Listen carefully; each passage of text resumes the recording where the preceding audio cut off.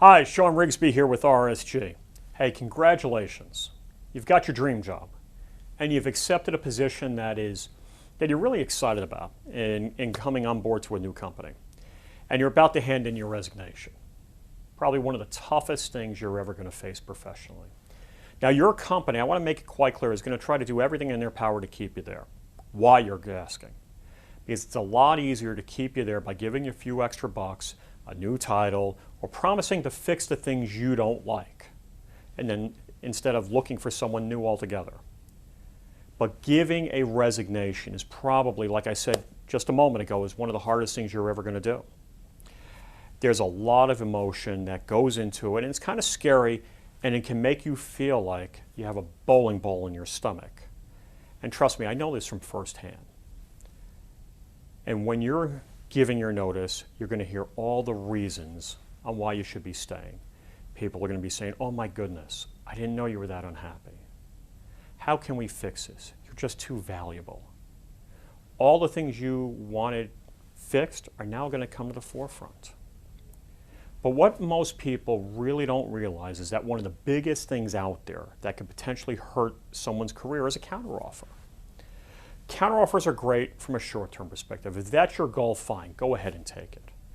But you can get a new title and more money, but you got to ask yourself, where did the money come from or the title? Why did you want to leave your company in the first place? Why did you have to put a gun to their head just to get them to show how much they appreciate you? Do you really think it's truly sincere? Think about that for a moment. Counteroffers in most instances can hurt your career in the long run. And I would really encourage you to go online yourself, look for articles on counteroffers, and see all the potential negatives that can happen to an individual in accepting one. But I'll also include a few examples of articles I found, and I'll include that information in the bottom of this video description. What I always tell people when they are ready to give notice is that you really have to go back to the reasons why you wanted to make the change in the first place. What were the reasons you wanted to change jobs? And that's going to help center you, and it's really important. It is a very emotional process to make a switch, but you have to leave the emotion, just put it off to the side, because your current company is going to do everything in their power to keep you. And they know you pretty well. They know what is important to you. They know what makes you tick. They know what issues you've had in the past. You probably verbalized it to them. And they will use this information to try to keep you and get you to stay. I hear this from companies all the time. That's why I know. So when you hand in your resignation, you want to be very wary of any counteroffer. In most instances, 6 to 9 months after an individual accepts a counteroffer, the reasons that they wanted to leave in the first place will usually resurface. And very rarely are the issues permanently resolved. In my 20+ years of experience as a recruiter and helping people transition into new positions, I can only think of 3 instances over my career where a counteroffer didn't truly hurt someone's career. Say you accept a counteroffer. One of the things that can potentially hurt you long term is that you're not necessarily going to be viewed the same way within the organization. You will be viewed as someone who is not necessarily a team player anymore. It's a fact. Whatever money they give you, in most instances, is going to be your next 2 or 3 annual raises.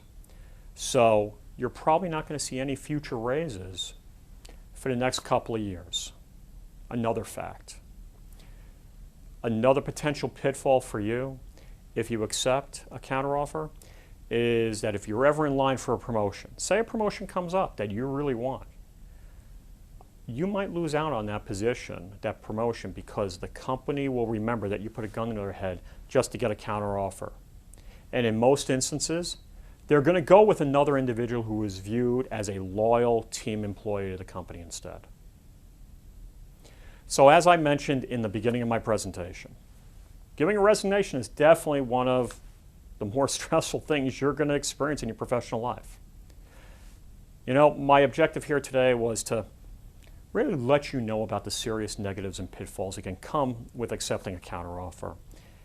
And I'd strongly encourage you to do your own research, speak with people you look to as mentors or advisors to get a second opinion on the situation. That's going to be helpful. I rely on people, on mentors in my life.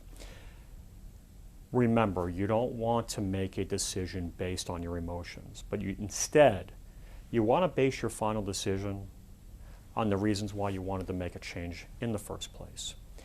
If you consider all the possible outcomes before you make your decision, you will steer your future in a much better direction. Hey, thank you very much. I hope you found this information helpful, and I hope you have a great day. Thank you.